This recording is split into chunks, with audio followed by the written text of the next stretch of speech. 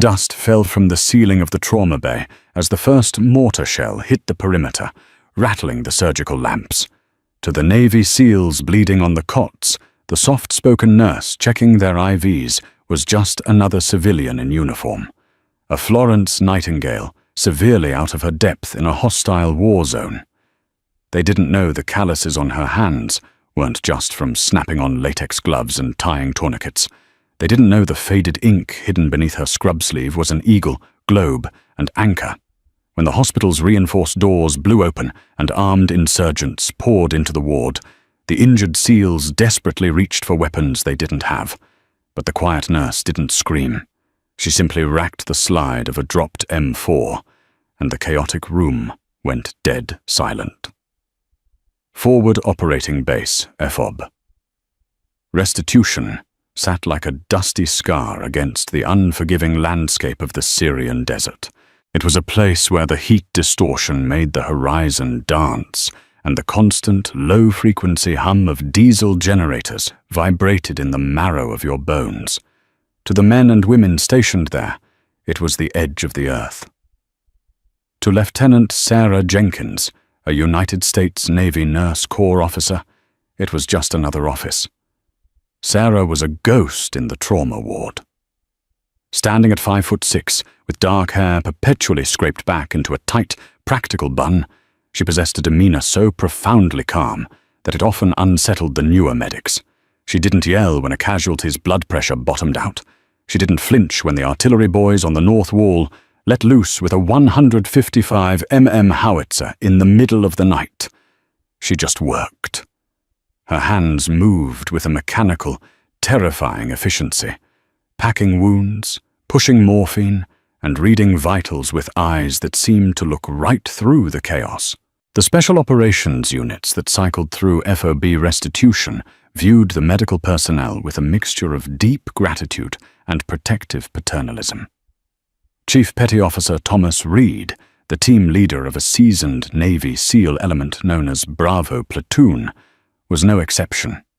Reed was a mountain of a man, carved from granite and salt water, carrying the heavy burden of 10 deployments in his rigid posture.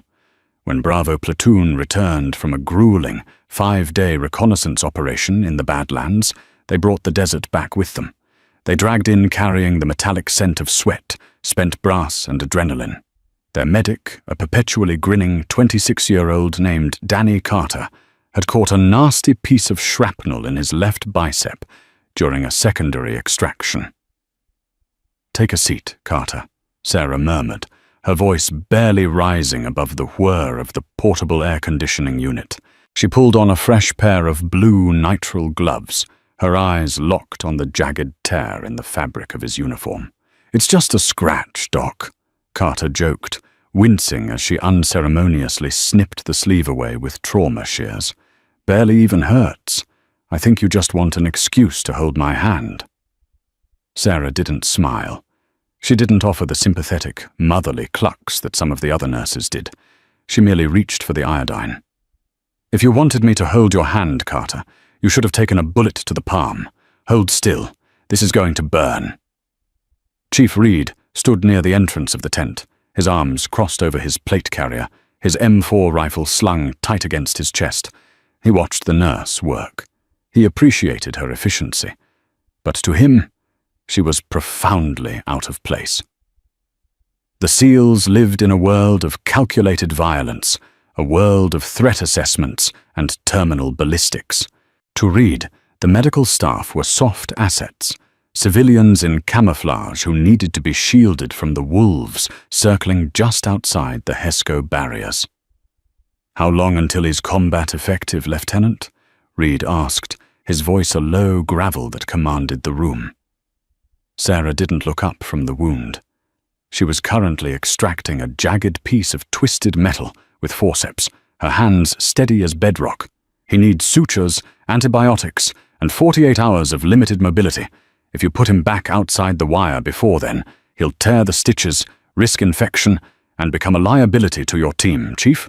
Reed frowned, unaccustomed to being spoken to with such flat, unyielding authority by a medical officer. Usually they deferred to his timeline. We might not have 48 hours. Intel chatter is spiking. The valley is getting hot. Then you'd better hope he heals fast, Sarah replied, dropping the shrapnel into a metal kidney basin with a sharp clink.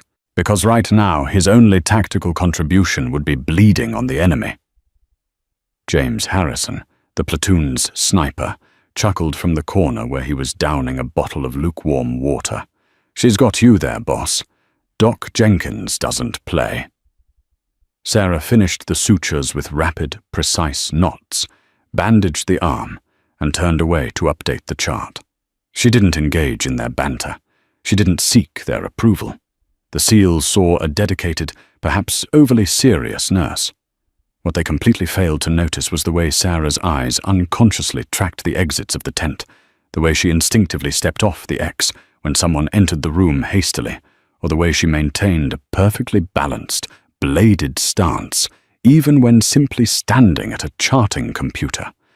They didn't know that before she ever wore the gold oak leaf of a Navy lieutenant, Sarah Jenkins had worn a different uniform.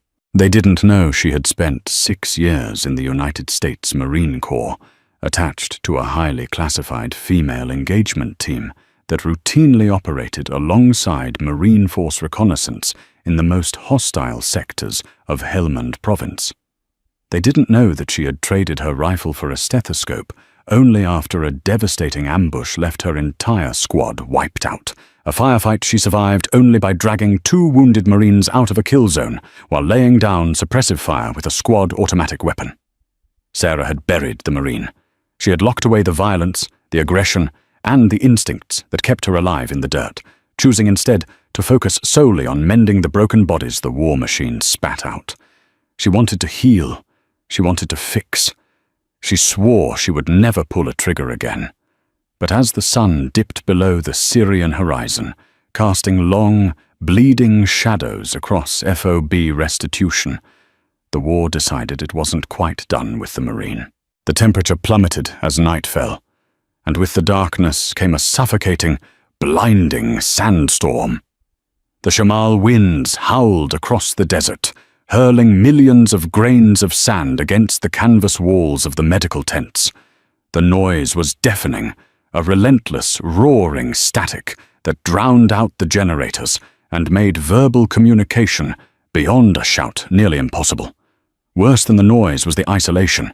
The sandstorm possessed an electromagnetic density that completely scrambled the base's satellite uplinks and choked the VHF radio signals. FOB restitution was cut off. No air support could fly in this soup, and no quick reaction force, QRF, could navigate the roads. They were an island in a sea of abrasive darkness. Inside the surgical ward, the atmosphere was thick with tension. The bright fluorescent lights flickered violently as the grid struggled to compensate for the wind-choked intake valves of the generators. At 2200 hours, the reinforced double doors of the trauma bay crashed open. 2 base perimeter guards stumbled in, dragging a stretcher between them. The wind shrieked through the opening, blowing a thick layer of fine brown dust across the sterile equipment before the doors were shoved shut again. "We got a massive bleeder," one of the guards yelled, his face caked in dirt, his eyes wide with panic. "Found him dumped near the northern gate. He's one of the local friendlies. Informant, I think." Sarah was there before the stretcher even stopped moving. "Get him on table 1. Cross-type his blood now. Give me a pressure dressing and prep a chest tube." The man on the table was a mess. His traditional clothing was soaked in a heavy, dark crimson. He had taken multiple gunshot wounds to the torso, but as Sarah began cutting away the fabric, her breath hitched for a fraction of a second. This wasn't a random stray bullet. These were tight, suppressed groupings. Professional work, execution style. Chief Reed, who had been resting in the adjacent bay with his team, pushed his way into the trauma room. He took one look at the man on the table and swore violently under his breath. "That's Tariq. He's our primary source in the city." "Step back, Chief. You're in my sterile field," Sarah snapped, her hands already covered in Tariq's blood as she applied deep pressure to a severed femoral artery. "Doc, you need to keep him alive," Reed demanded. ignoring her command and stepping closer. "If they hit Tariq, they know our operational schedule. He was supposed to be in a safe house miles from here. If they dumped him at our gate—" "I said step back." Sarah's voice cracked like a whip, echoing off the metal walls. It wasn't the soft, measured tone of a nurse anymore. It was the sharp, commanding bark of a senior NCO in a firefight. The sudden shift in her demeanor caught Reed entirely off guard. For a split second, the hardened SEAL team leader instinctively took a half-step backward, recognizing the pure, unfiltered authority in her tone.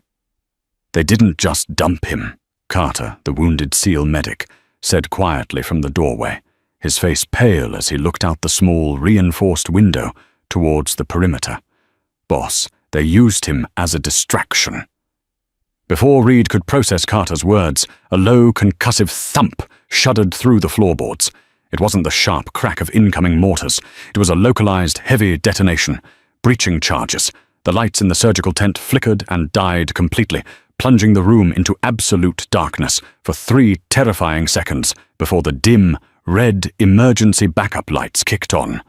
The ward was instantly bathed in a hellish crimson glow. "Comms are dead!" Harrison yelled, bursting into the room with his rifle raised, his night vision goggles pushed up on his helmet. The tactical operations center just went off-grid. Someone took out the hard lines. "Under the cover of the storm," Reed growled, drawing his sidearm. The SEALs were instantly in their element. The casual, relaxed posture they held just hours ago vanished, replaced by lethal, coiled tension. They bypassed the outer wire. They're inside the perimeter. Gunfire erupted, shockingly close. Not the rhythmic pop of distant skirmishes, but the chaotic, deafening roar of close-quarters battle. The sharp, distinct cracks of 5.56 mm American rifles were quickly being overwhelmed by the heavy, chugging thud-thud-thud of enemy PKM machine guns. "Harrison, secure the north hallway. Carter, you're down one arm. Stay behind cover and guard the rear exit," Reed ordered, his tactical mind rapidly processing the nightmare scenario. "They're hitting the softer targets first to create chaos. They're coming for the hospital." "Chief," Sarah said. Her voice was back to its quiet, eerie calm.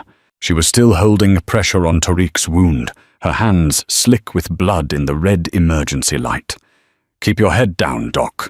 Hide under the tables if you have to," Reed instructed, not looking at her as he checked his magazine. "We're going to hold the choke points. Do not move unless I tell you to." "Chief," Sarah repeated, louder this time. She looked up at him, her eyes completely devoid of panic. "Tariq is dead. He bled out 10 seconds ago." Reed looked at the monitor. The green line was flat. He gritted his teeth. "Damn it, okay. Doc, get to the back room. Lock the door. We can't protect you out here in the open." Another explosion rocked the building, this one close enough to shower the room with dust and plaster from the ceiling. Screams echoed from the main corridor of the hospital wing. The insurgents weren't just attacking. They were actively clearing rooms, executing the wounded and the medical staff. Reed moved to the heavy double doors, stacking up beside the frame, ready to funnel any hostile that came through. "Carter, get her out of here, now!" But Sarah didn't move towards the back room. She stood up, wiping the excess blood from her gloves onto her scrubs. She looked at the dead informant, then at the terrified faces of the 2 base guards who had brought him in. They were young, barely 20, clutching their standard-issue M4S with trembling hands. "Give me your weapon," Sarah said to the nearest guard. The kid blinked, confused by the red light and the deafening noise outside. "What, Mom?" "Your weapon, Specialist. Hand it to me," she demanded, extending her hand. Reed glanced back, his brow furrowing in anger. "Doc, what the hell are you doing? I told you to take cover. This isn't a training exercise." Heavy boots pounded against the linoleum in the hallway outside. Shouts in Arabic pierced the air, followed by a sustained burst of automatic fire that chewed through the drywall just inches from where Reed was standing. The SEALs braced themselves. The breach was imminent. Sarah ignored the chief. She stepped directly into the young guard's personal space, her eyes locking onto his terrified gaze. In that moment, The ghost of the trauma ward vanished. The Marine surfaced. "You are shaking too hard to pull that trigger without hitting one of our own," Sarah said, her voice dropping an octave, carrying a terrifying, icy certainty. She reached out, wrapped her blood-stained hand around the handguard of his M4 and ripped it from his grasp with startling force. The heavy reinforced doors of the trauma bay violently burst open, kicked off their hinges by 3 heavily armed insurgents dressed in black tactical gear. They poured into the room, rifles raised, expecting to find cowering doctors and helpless patients. They expected easy prey. They didn't expect the soft-spoken nurse to fluidly step into a perfect, aggressive shooting stance, the rifle tucked tight into the pocket of her shoulder. The breach happened in a fraction of a second, but to Chief Petty Officer Thomas Reed, time dilated into a slow, syrupy crawl. This was the phenomenon of combat perception, a hyper-awareness where every detail became razor-sharp. He saw the splintering wood of the heavy doorframe, the dull black steel of the lead insurgent's AK-47, and the aggressive, wide-eyed fanaticism on the man's face, illuminated by the blood-red emergency lights. Reed was already bringing his M4 up, the reticle of his holographic sight drifting toward the center mass of the first target. He was fast. He was a Tier 1 operator. But Lieutenant Sarah Jenkins was faster. She didn't scream. She didn't hesitate.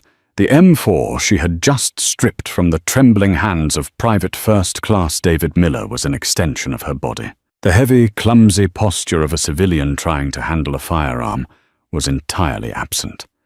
Instead, she collapsed into a compact, aggressive combat crouch, rolling her shoulders forward to absorb recoil, both eyes open to maintain peripheral vision.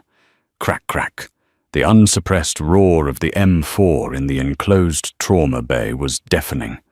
Sarah didn't dump the magazine in a panic. She executed a flawless, controlled pair. 2 rapid, precise shots fired directly into the high chest of the lead insurgent. The impact of the 5.56 mm rounds threw the man backward into the corridor before he could even register that the nurse was armed. Without pausing to watch him fall, Sarah's upper body snapped to the right, driving the muzzle towards the second threat, pushing through the fatal funnel of the doorway. Crack, crack. Another controlled pair. The second insurgent took the rounds in the sternum, his own weapon firing a wild burst into the acoustic ceiling tiles as his nervous system instantly shut down.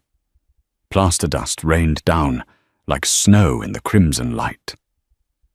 The third man, stepping over the tangled bodies of his comrades, managed to acquire Sarah in his sights. Before he could squeeze the trigger, a suppressed pft pft sounded from Reed's rifle. The insurgent's head snapped back violently, and he crumpled into a heap in the hallway. Silence slammed back into the room, broken only by the ringing in their ears, the howling of the sandstorm outside, and the frantic, shallow breathing of the 2 young base guards. The metallic smell of hot brass and cordite completely overpowered the sterile scent of iodine and rubbing alcohol. Sarah lowered the weapon slightly, transitioning to a low-ready position. She didn't drop the rifle. She didn't fall to her knees, weeping.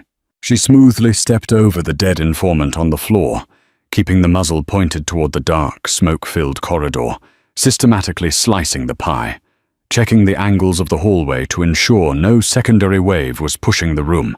"Clear right," Sarah called out, her voice flat, devoid of adrenaline tremors. Reed stood frozen for a microscopic second. He had served with the deadliest men on the planet. He knew what a trained killer looked like. It wasn't about the gear or the muscles. It was about the eyes. It was about the cold mechanical processing of a threat.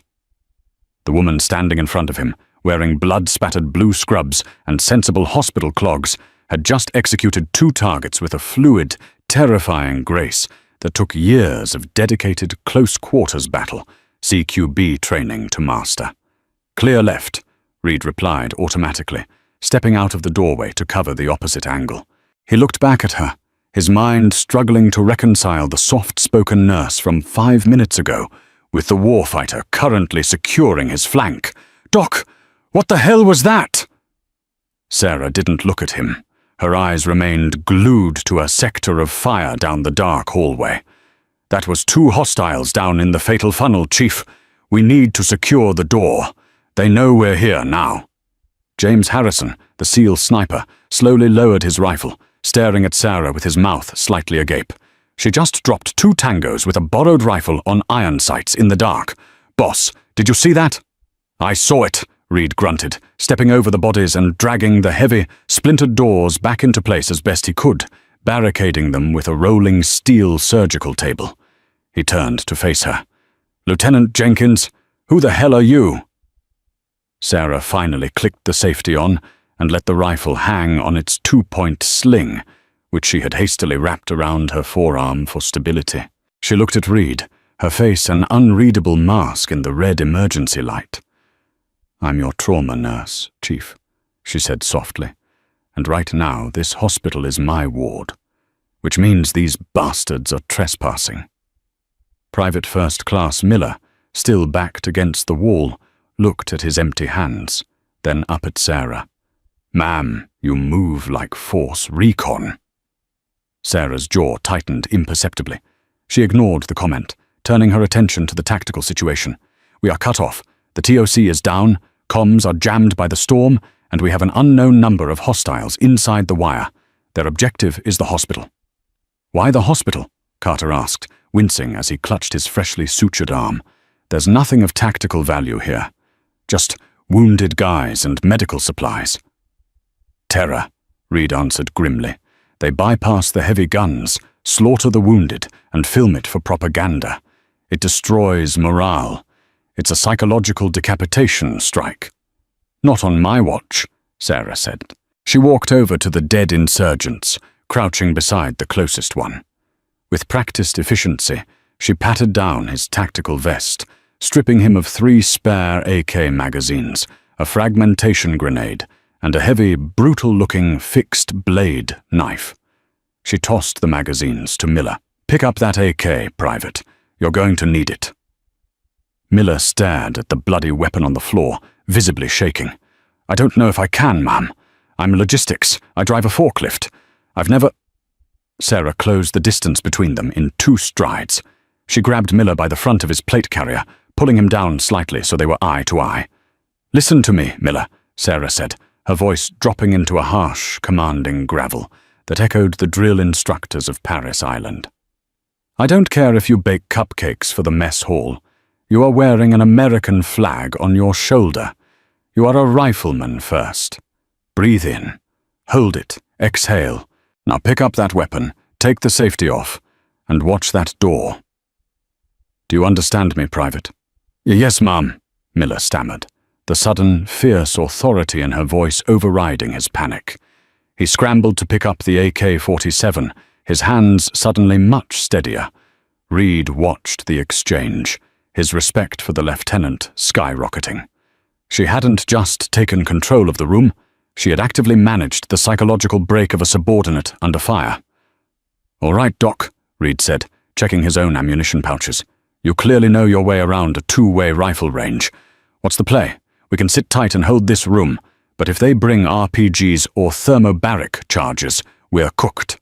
"We can't sit tight," Sarah replied, moving to a dry erase board that displayed the hospital's floor plan. She grabbed a red marker. "The intensive care unit is at the end of the north corridor. There are 12 immobile patients there, hooked to ventilators on backup batteries. They have 0 security. If the insurgents reach the ICU, it's a massacre." Reed studied the board. "It's a 200-foot hallway, Doc. No cover, just drywall and medical carts. It's a fatal funnel. If they set up a machine gun at the intersection, they'll mow us down before we make it halfway." "I know the layout," Sarah said, tapping a point on the board. "There's a maintenance crawl space that runs parallel to the north corridor. It houses the HVAC ducts. It's tight, but it leads directly to a vent above the intersection. I can get behind them." "Absolutely not," Reed vetoed instantly. "You're an officer and a medical asset. You're not going rogue in the ceiling while we push a hallway." "Chief," Sarah said, stepping close to him. The height difference was significant. but her presence was a physical weight in the room. With all due respect, this isn't a SEAL operation. This is my hospital. You and your men do not know the layout. If you try to push that hallway blind, you will die. And then my patients will die. I am going into that crawl space. Reed stared into her eyes. He was searching for the arrogance of a hotshot officer, but he found none.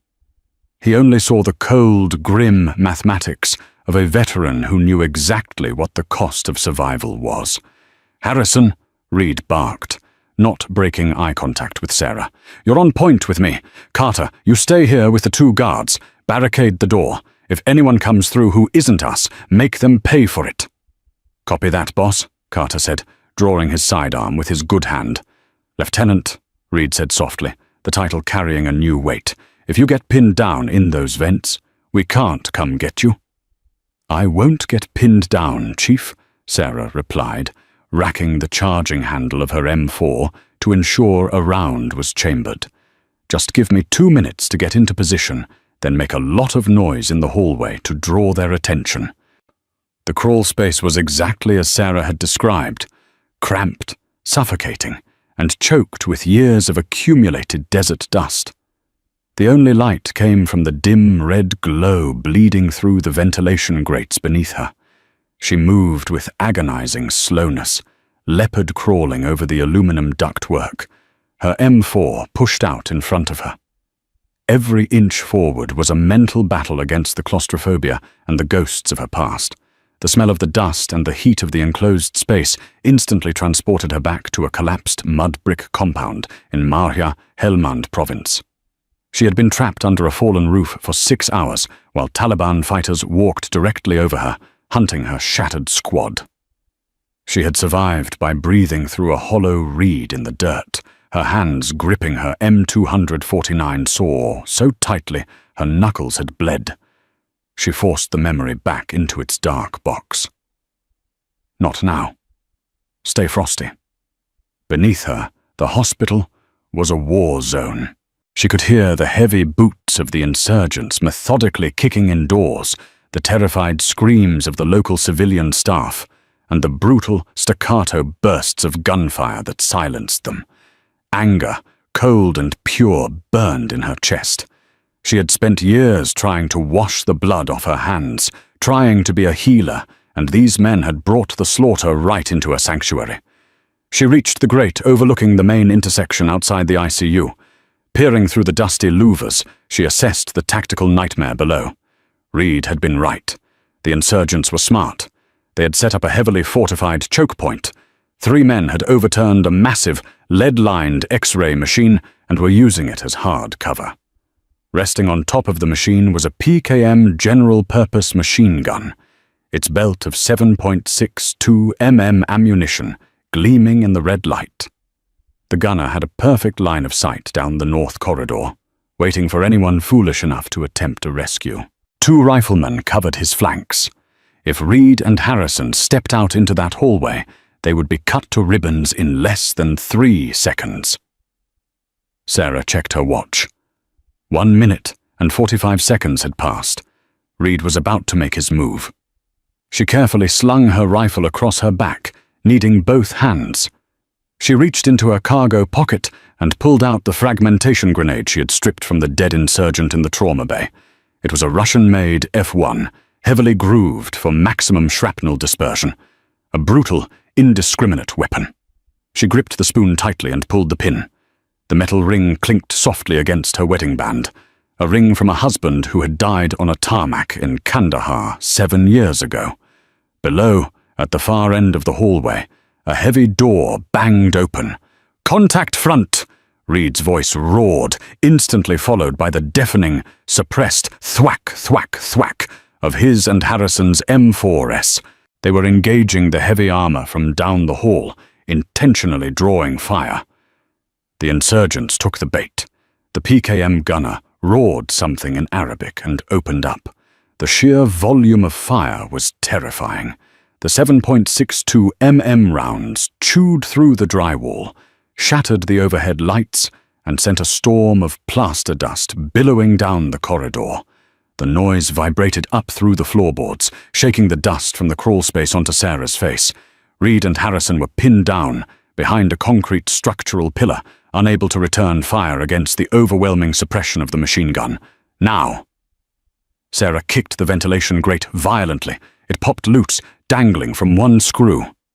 She didn't drop the grenade down immediately. She held it, her thumb releasing the spoon. 1, 2, 3. She was cooking the grenade, a highly dangerous maneuver that required absolute nerves of steel. If she miscalculated, she would blow her own hands off. On 4, she dropped the F1 directly through the opening. It fell perfectly, landing right behind the overturned X-ray machine, dropping directly into the lap of the PKM gunner. Because she had cooked it, there was no time for them to react. No time to shout a warning. No time to throw it back. The explosion in the enclosed intersection was cataclysmic. A blinding flash of white light was followed by a concussive shockwave that buckled the acoustic ceiling above. The heavy metal X-ray machine was shunted forward by the blast. Before the smoke could even begin to clear, before the ringing in her ears had stopped, Sarah dropped through the open vent. She hit the floor, rolling, absorbing the impact, her hands instinctively bringing her M4 back to bear as she came up onto one knee. The PKM gunner and one rifleman were dead, shredded by the shrapnel.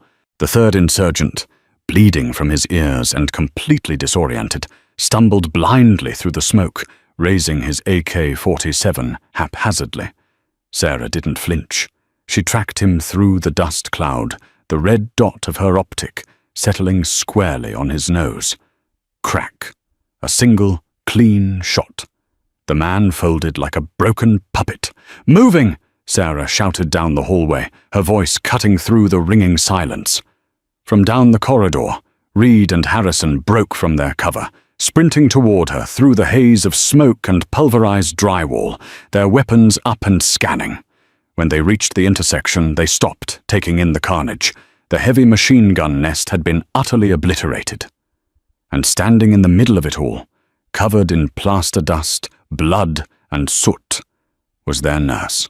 She was currently conducting a tactical reload, dropping her partially empty magazine, slamming a fresh one home, and slapping the bolt catch with the palm of her hand with practiced, mechanical aggression. Harrison let out a low whistle. "Holy hell, Doc. Remind me never to complain about your bedside manner again." Reed looked at the blasted X-ray machine, then up at the open vent in the ceiling, putting the tactical puzzle together. He looked at Sarah. "You cooked a frag grenade and dropped it into a heavy gun nest from the ceiling," Reed said, stating it as a fact, not a question. "It was the most efficient way to break the suppression," Sarah replied simply, checking the chamber of her rifle. "Lieutenant," Reed said, stepping over the wreckage, "you didn't learn how to clear a fatal funnel like that in nursing school, and you sure as hell didn't learn how to cook an F1 frag in basic officer training. Who did you run with?" Sarah paused. She looked at the heavy steel doors of the ICU just 10 feet away. Behind those doors were the patients she was sworn to protect. The Marine had gotten them this far, but she needed the nurse to keep them alive. "1st Marine Division," Sarah said quietly, her eyes locking onto Reed's.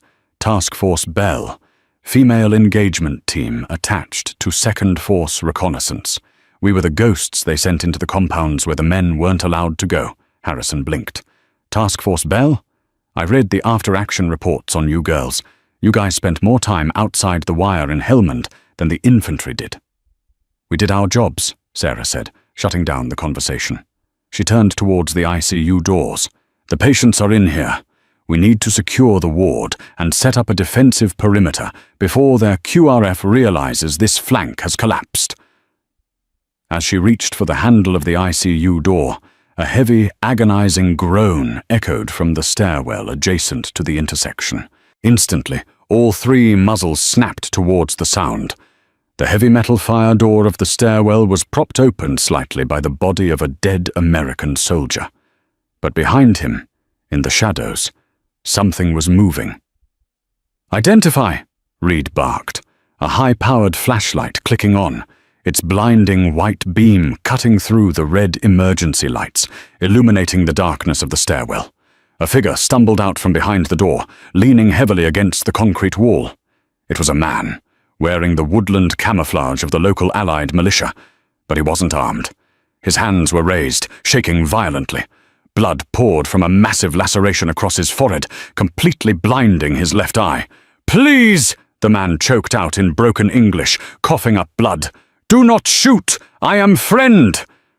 Sarah kept her rifle leveled at his chest, her eyes narrowing. Something was wrong. The man's uniform was pristine beneath the blood, completely devoid of the dust and grime that coated everyone else who had been fighting in the sandstorm. "Stop right there," Sarah commanded, her finger resting lightly on the trigger guard. "Hands higher." The man sobbed, taking another step forward into the light. "The men in black. They took the lower levels. They have hostages. The doctors. They're going to burn them." Reed lowered his rifle slightly, his humanitarian instinct warring with his tactical training. "Hostages? Where?" "Basement," the man wheezed, taking another desperate step towards them. "Please, you must help." "I said stop," Sarah roared, her voice echoing violently. She had seen it. In the stark white beam of Reed's flashlight, as the man took that final step, his jacket fell open just an inch.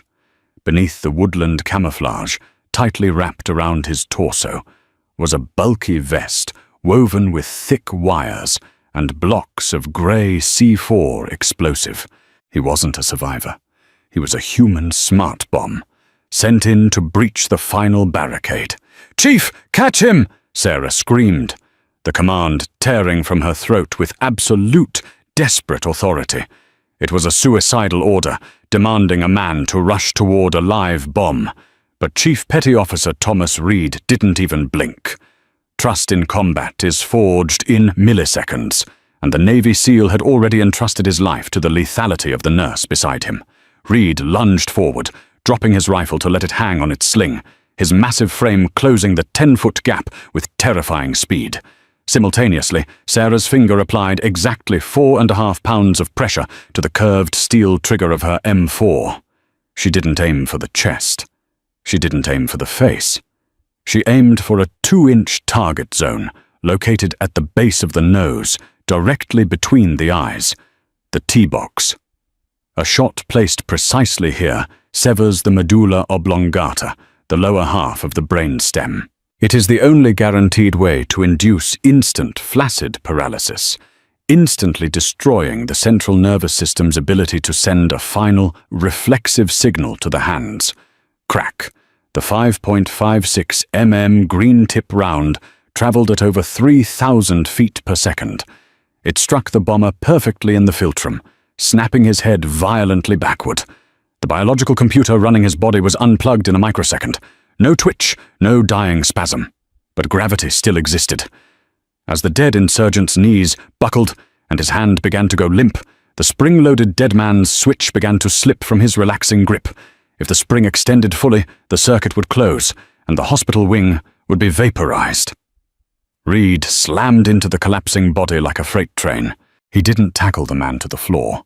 He wrapped his massive arms around the bomber, pinning the dead man's right hand against his own chest, his large, calloused fingers rapping violently over the insurgent's hand, forcing the detonator switch to remain fully depressed.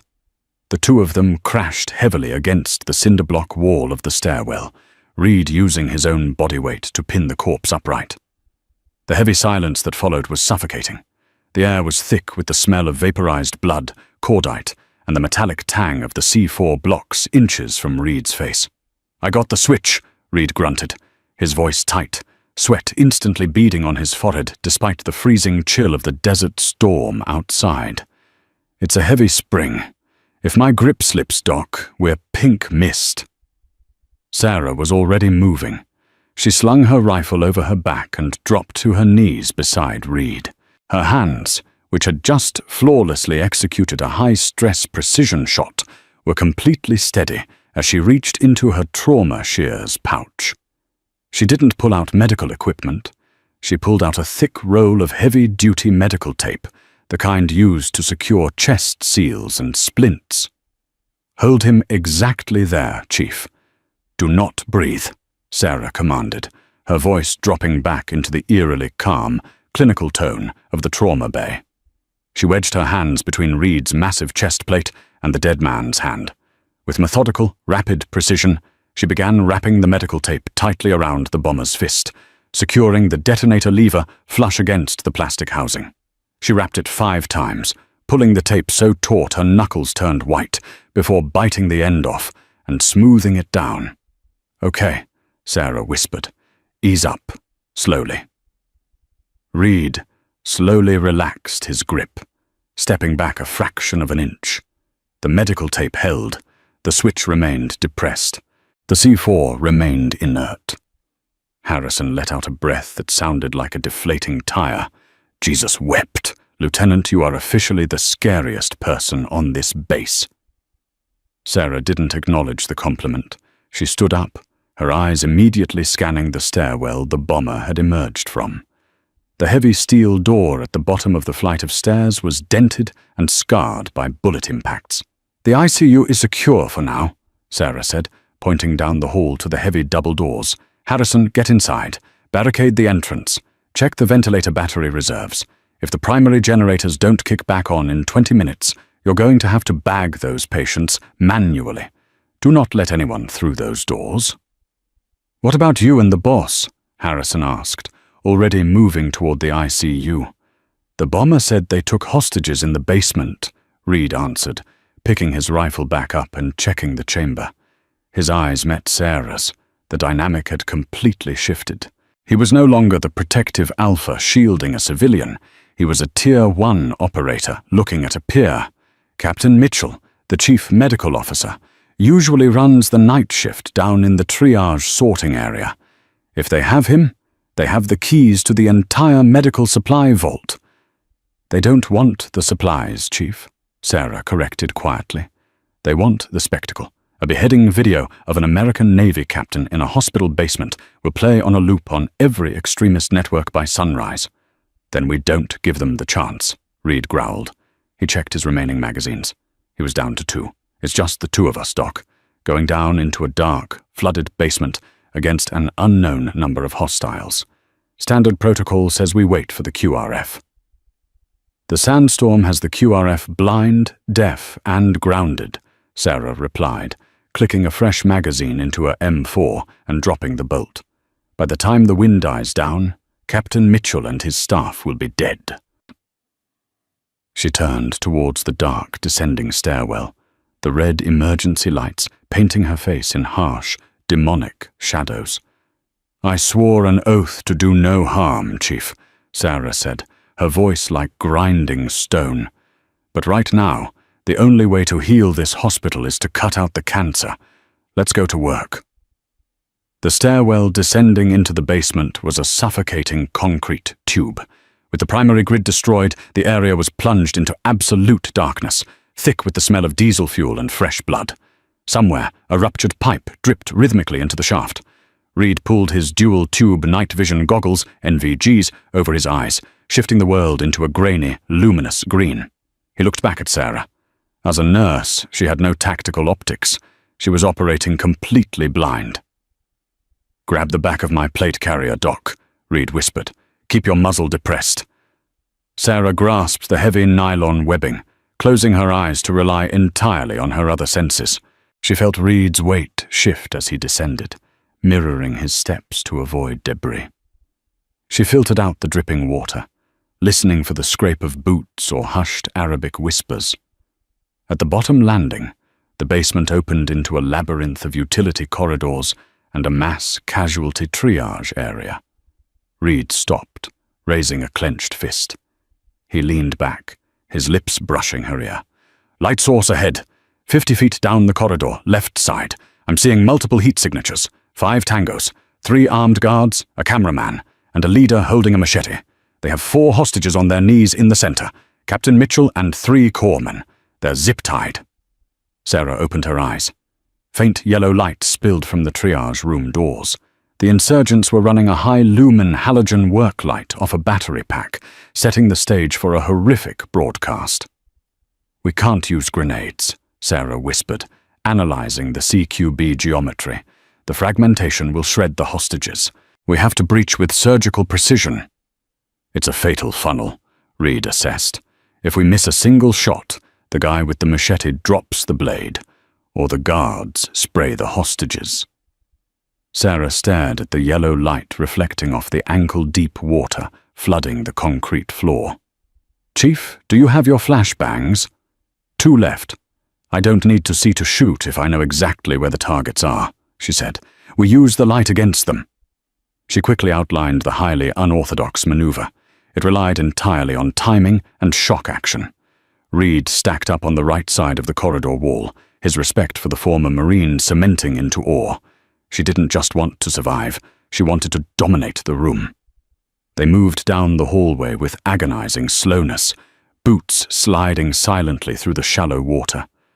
As they neared the doorway, the harsh glare illuminated Captain Mitchell, bruised and bleeding beside his weeping corpsman. The insurgent leader paced in front of the camera, ranting and gesturing with the rusted machete. "Ready," Sarah breathed. Reed pulled the pin on his M84 stun grenade. "Execute." He leaned out and hurled the flashbang directly at the halogen light stand. The insurgent leader stopped, tracking the heavy cylinder as it splashed at his feet. Bang! Flash! The stun grenade detonated with a blinding 7 million candela flash and a 170 decibel boom. The concussive force knocked the breath out of the room, shattering the halogen bulb and plunging the basement into disorienting darkness. Because Sarah and Reed had squeezed their eyes shut a fraction of a second prior, their vision was preserved. Reed's NVGs auto-gated to handle the flash. They flooded the room. "Left side, clear!" Reed roared. Pff, pff, pff. His suppressed M4 dropped the 2 completely blinded guards on the left before they could raise their rifles. Sarah took the right. Firing entirely by memory, she waited. The third guard, recovering from the blast, fired wildly into the dark. His muzzle flash acted as a beacon. Sarah didn't flinch as 7.62 mm rounds sparked against the cinder block inches from her head. She drove her rifle towards the flash. Crack, crack. The guard slumped backward into the water. "Hostage taker!" Reed yelled. The blinded leader lunged forward, swinging the machete down to execute Captain Mitchell. Hearing the splash of his boots, Sarah dropped to one knee to stabilize her firing position. She aimed high to avoid the kneeling hostages. "Chief, illuminate!" Reed thumbed his helmet-mounted tactical flashlight. A brilliant white beam spotlighted the insurgent leader mid-swing. Sarah fired once.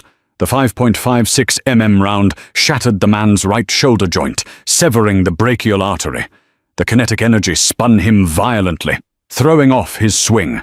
The machete slammed harmlessly into the concrete, sending up sparks as the man fell screaming into the bloody water. Reed stepped over the hostages, pinning the wounded leader's chest beneath his boot. "Room secure!" Sarah lowered her rifle, engaging the safety. Pulling trauma shears from her pocket, she waded toward Captain Mitchell. The older doctor flinched. "Captain," Sarah said softly, her clinical, reassuring nurse's voice returning. "It's Lieutenant Jenkins. Hold still, sir." Mitchell stared in shock as the blood-stained, heavily armed woman gently snipped the thick zip ties binding his wrists. "Sarah, where did the QRF come from?" "No QRF, sir," Reed said from the darkness. "Just me and the lieutenant." As Sarah freed the young corpsman, one of them, Davis, pointed a shaking finger towards the corner. "Ma'am, the generators. They wired something to the fuel lines." Sarah spun around, snatching the flashlight from Reed. She swept the beam over the massive yellow diesel generators. Taped directly to the main pressurized fuel intake valve were 4 bricks of C4, wired to a cheap prepaid cellular phone. It was a phone-triggered IED. If the sandstorm broke and a cell tower pinged that phone, the 1,000-gallon diesel reservoir would ignite, bringing the hospital down on top of them. And the screen on the phone was currently glowing brightly, searching for a signal. The glowing screen of the prepaid cellular phone was the only light illuminating the massive diesel reservoirs. The digital bars searching for a signal were a ticking countdown to immolation. "Everybody out," Chief Reed ordered, shoving the wounded insurgent leader towards the stairs. "Mitchell, grab the corpsman. Move!" Captain Mitchell hesitated, but Reed practically threw him toward the exit. As the terrified medical staff scrambled up the concrete steps, Reed splashed back to Sarah's side. She hadn't moved. She was already wading through the flooded basement towards the generators. "Doc, you have about 60 seconds before that phone gets a ping," Reed warned, bringing up his tactical flashlight. "I'm EOD certified, but it's an improvised circuit. Cutting the wrong wire closes it. If this goes off, the floor collapses. The patients on the ventilators will fall 3 stories into a diesel fire," Sarah replied calmly, crouching in front of the explosive. 4 blocks of military-grade C4 were wired directly to the pressurized fuel intake. Sarah didn't reach for a multi-tool. She pulled out her heavy-duty trauma shears. "I spent 2 years with Marine Force Recon clearing compounds. I've dismantled more command wire IEDs than I have pushed IVs."